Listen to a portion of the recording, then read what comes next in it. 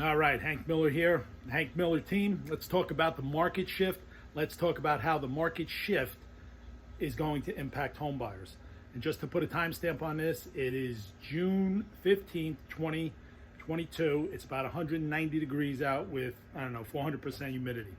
I'm going to be beating up. You're probably going to see some buffalo chicken sauce come out from the pizza I just had.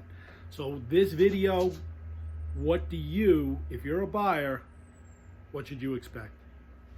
All right, when we say the market has shifted and you're a home buyer, that doesn't mean go ahead and start sharpening your claws.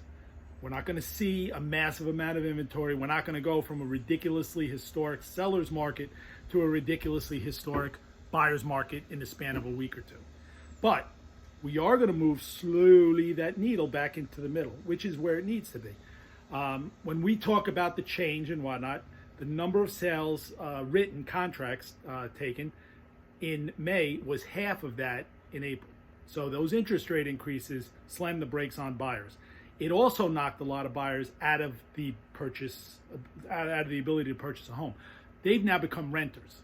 So the people that were first-time buyers, if they couldn't swing it because of debt-to-income ratios or whatever the case may be, they're off the board. They're in there in the rental pool. We also see the impact on guys that were running at 500, 600, 700. They're back down 200, 300 less because now they have to deal with the rising rates as well. We went from 3% in January up to about 6 and change as of today. And I don't know that interest rate bump today that the Fed is talking about, 0.75 of a point, has been factored into that. So buyers, you guys need to understand we're not going to see the crash revisited. It's not like suddenly you're going to have an opportunity to have all kinds of inventory to select from. Rates are going to be competitive. Lenders are tightening up everything. So while you're still going to have an opportunity to purchase homes, and that pressure that you've been under for the past 6 to 8 months is probably going to be reduced, it's still a seller's market. The balance is still toward the sellers.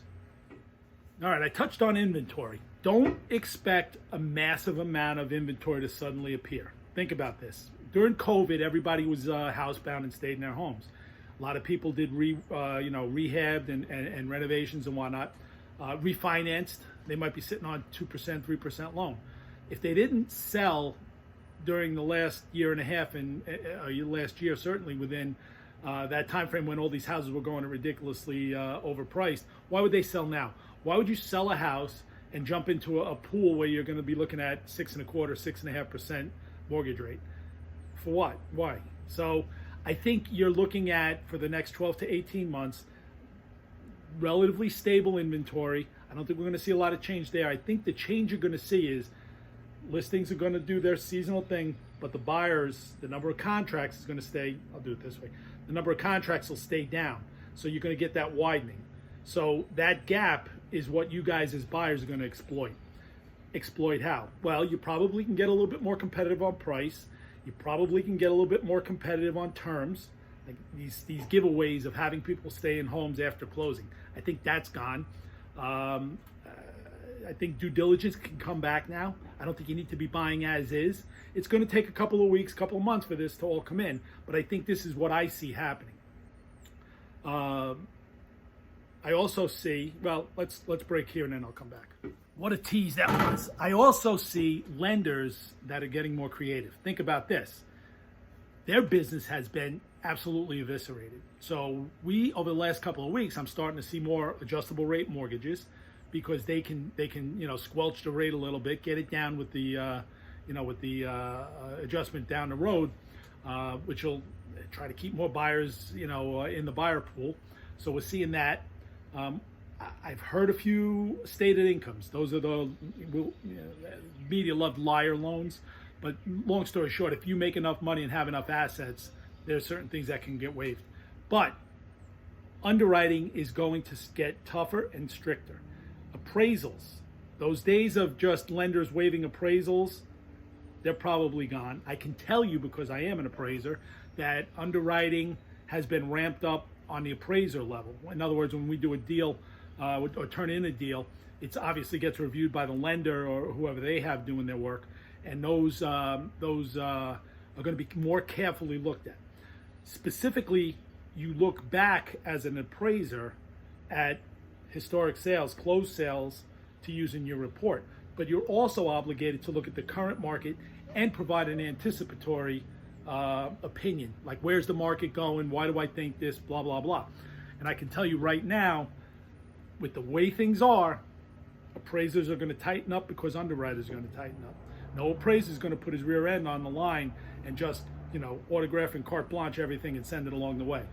So as a buyer, expect that to tighten up and expect those things that have been going on in the past, a lot of things being waived, expect those things to be going away. All right, I think I had some heat stroke or something because I know I was rambling on that last segment. All right, professional agent, professional lender, professional inspector. Don't feel compelled to give everything away. Always write a good offer that represents your best interests. Leave yourself a back door or two.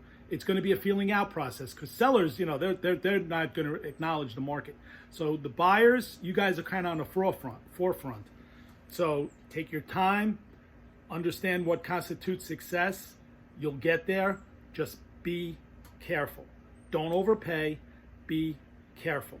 Don't ever pull into a house or pull into a driveway and say, what did I do? Maron. You never want to do that. You might as well rent or stay where you are. Don't buy for the sake of buying. Buy the right house. Doesn't have to be perfect, but you can't hate it. All right, Hank Miller team. What am I doing? All the information will be coming along here in a second. I answer my phone, I answer my emails, I answer my texts. If we can help you, by all means, reach out. This is all we do, all day, every day. Now I'm going to pass out.